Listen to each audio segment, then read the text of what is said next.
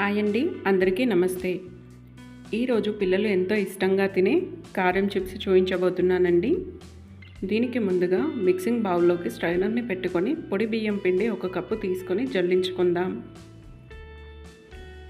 మరొక వైపు పాన్ పెట్టుకొని 1 కప్పు బియ్యం పిండికి 3/4 కప్పు నీళ్ళను వేసుకుందాం. ఇలా నీళ్లు కొద్దిగా హీట్ అయ్యాక టేస్ట్కి సరిపడా కారము, ఉప్పు, 1 టీ స్పూన్ నువ్వులు, వాము, ముందుగా తురిమి పెట్టుకున్న కొత్తిమీర, కరివేపాకు, అలాగే పసుపును వేసుకున్నాను.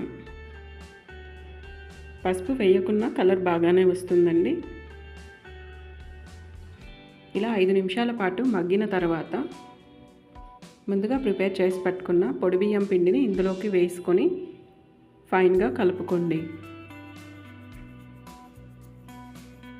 ఇలా కలుపుకున్నాక ఒక 2 నిమిషాల పాటు మూత పెట్టుకొని ఉడకనివ్వండి.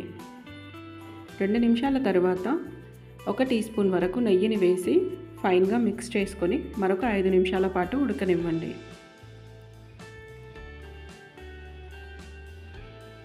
ఇలా ఉడికిన దాన్ని కంప్లీట్గా చల్లారనివ్వండి.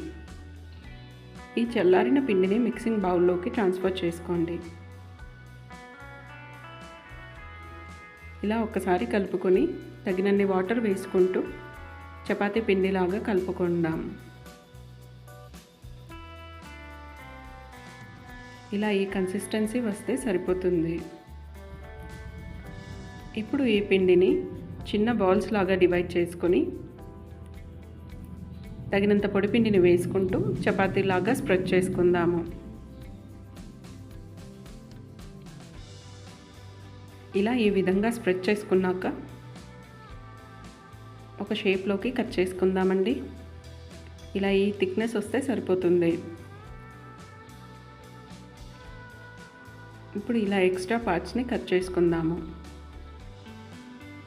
ఇలా కట్ చేసుకున్నాక మనకు కావాల్సిన షేప్లో చిప్స్ అనేది కట్ చేసుకుందాము. ఇక్కడ నేనైతే మీకు చూపించడం కోసం కొన్ని ట్రయాంగిల్ షేప్లోను అలాగే కొన్ని స్క్వేర్ షేప్లోను కట్ చేసుకుంటున్నాను. ఇలా ఈ విధంగా కట్ చేసిన ముక్కలను ప్లేట్లోకి ట్రాన్స్ఫర్ చేసుకోండి. మరొక వైపు పాన్ పెట్టుకొని డీప్ ఫ్రైకి సరిపడా ఆయిల్ని వేసుకుంటున్నాను.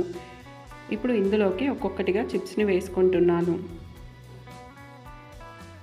ఇలా ఈ విధంగా ఫ్రై చేసుకున్నాక 2 నిమిషాల తర్వాత మరొక వైపు టర్న్ చేసి ఫ్రై చేసుకోండి.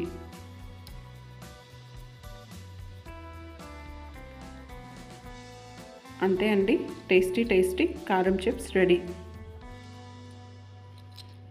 ఇప్పుడు వీటిని సర్వింగ్ బౌల్లోకి తీసుకోండి. నా వీడియోస్ కనుక మీకు నచ్చినట్టయితే లైక్, షేర్ అండ్ కామెంట్ చేయండి. సబ్స్క్రైబ్ చేయడం మాత్రం మర్చిపోకండి.